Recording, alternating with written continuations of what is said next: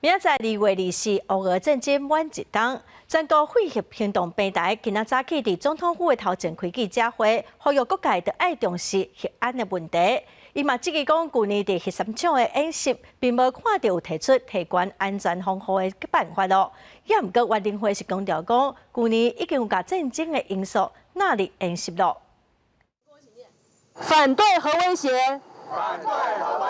声援乌克兰。罗西亚侵略乌克兰要满1年啊！全国废核行动平台23起到开刀，一话声援乌克兰，除了谴责罗西亚几若届攻击核电厂，互全球面临核灾的风险，嘛提醒台湾就要警觉。核电厂在地缘政治的冲突中是无法幸免于难的，在这里我们要呼吁的就是。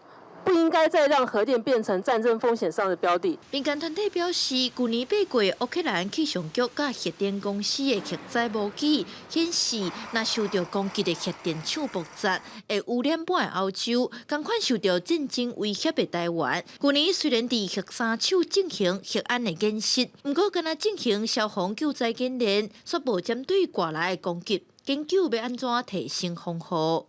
大家去看核电厂的防护，通常都是聚焦在所谓的反应炉的建筑上。这些周边设施，它到底有没有足够的能力去防范所谓的不管是战争或是意外的一些侵袭？这些都是我们需要彻底的去进行检视的。关林会是表示讲，核电厂的设计本地就有微组体防范相关的灾害，去年嘛有针对炮击顶架上的状况来应用。